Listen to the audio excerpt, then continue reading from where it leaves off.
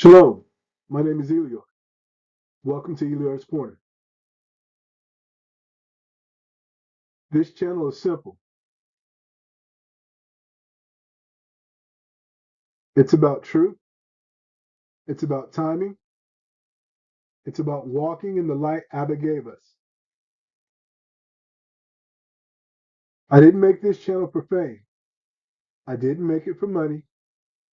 I made it because the Most High put it on my spirit to teach, to warn, and to share. Since I was a child, I felt there was a purpose on my life, and I didn't always know what it was. But I've always been a leader. And now the Most High has asked me to clear up some things that seducing spirits have used to lead our family astray.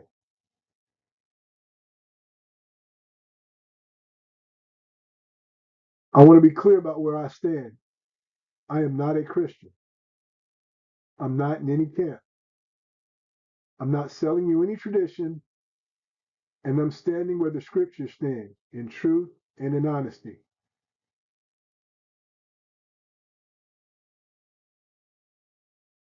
On this channel, we will not be bashing any other brothers or sisters. We love the mispachah, but we will expose those spirits behind the deception. Just as Mashiach loved Judas, but never excused the Satan that entered him.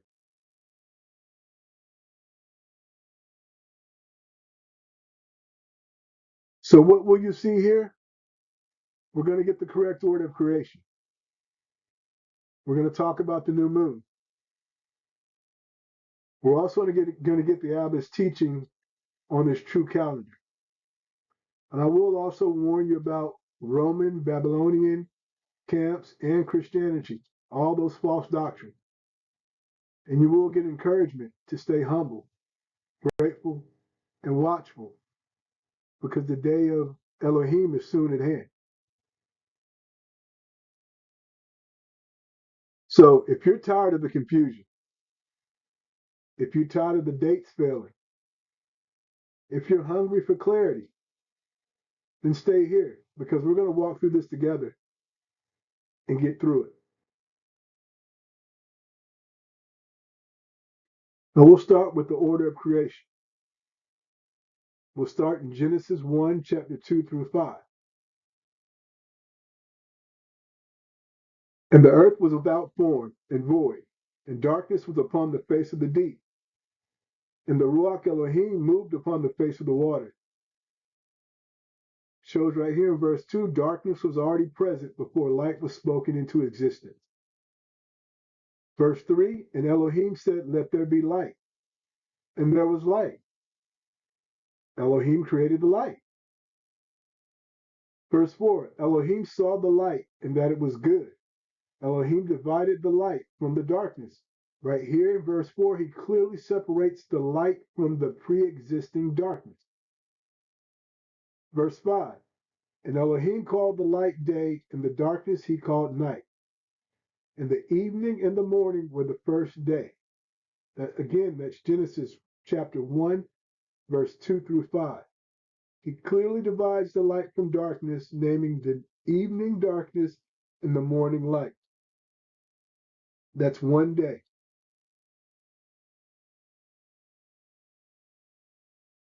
It's clear here that Elohim began our day with rest at darkness or the evening, then work in the morning at light.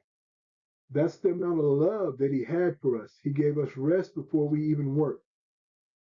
Again, a full day is from evening darkness and morning light. So from evening to evening or sunset to sunset constitutes a day, not morning to morning. Now the moon was originally dark. If you'll go with me to Genesis chapter 1, verse 14 through 18, and it reads, and Elohim said, let there be light in the expanses of the heaven to divide the day from the night, and let them be for signs and appointed feasts, and for days and years. Let them be for lights in the expanse of the heavens to give light upon the earth. And it was so. And Elohim made two great lights, the greater light to rule the day, and the lesser light to rule the night. He made the stars also, and Elohim set them in the expanses of the heaven to give light upon the earth, and to rule over the day and over the night, and to divide the light from darkness. Elohim saw that it was good. That's Genesis chapter 1, 14 through 18. So we see the sun, moon, darkness was already present, created on day 4. If we also go to 4th Ezra chapter 6 and 45, and it reads, upon the 4th day, you commanded that the sun should shine, and the moon give her light, and the stars should be in order. This right here confirms the moon was given its light on day 4. So this means the moon was originally dark. No night light in verse 2. Darkness first, then light after. It's the same pattern for days, months, and seasons.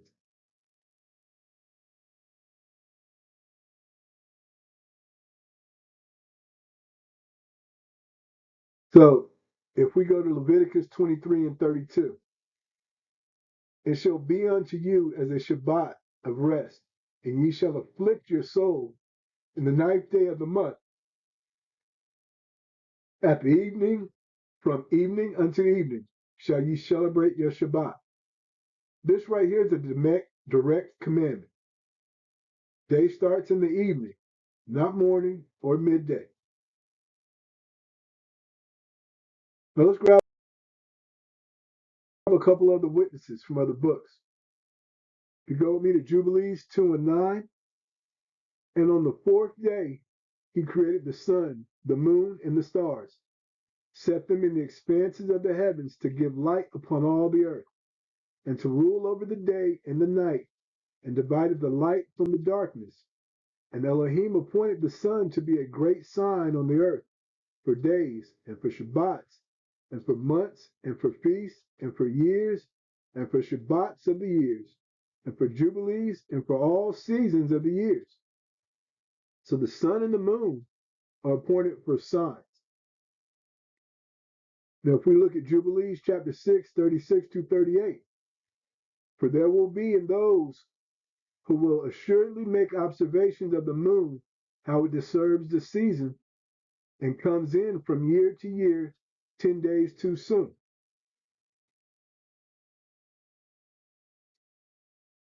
For this reason, the years will come upon them,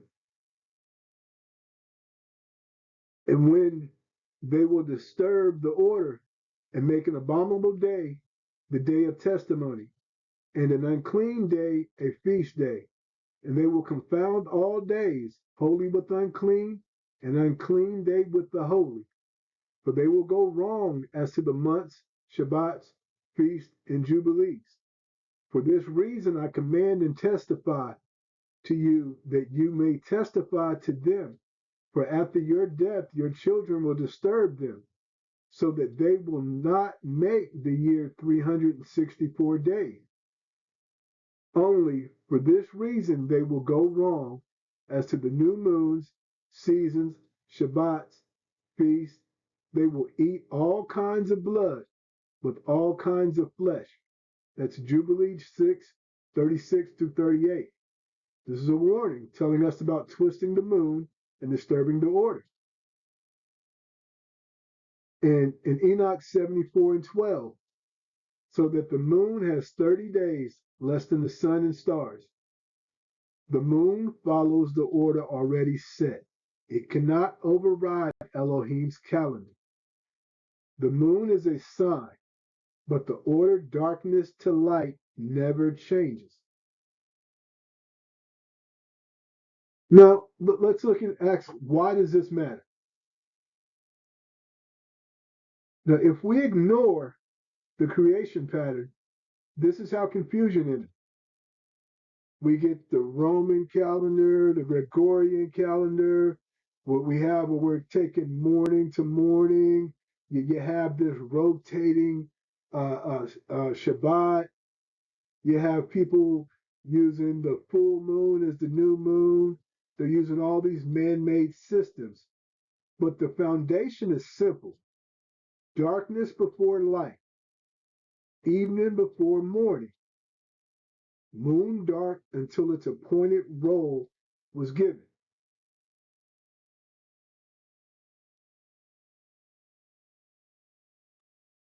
Let's recap.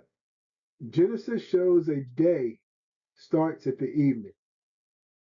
The moon was originally dark until a later appointed.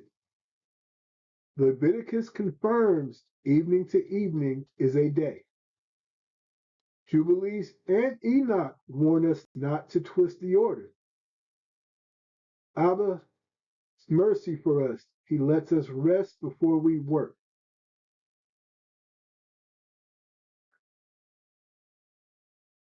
Mispachah, this right here was a foundational class. If we don't get Genesis 1 right, then everything else, the Shabbats, the feasts, the new moons, and the foundation is not planted right, then everything you build on top of it is going to fall. Next class, Abba willing, we'll look deeper into the role of the moon and what the true moon actually is. So until then, stay in the word, stay humble.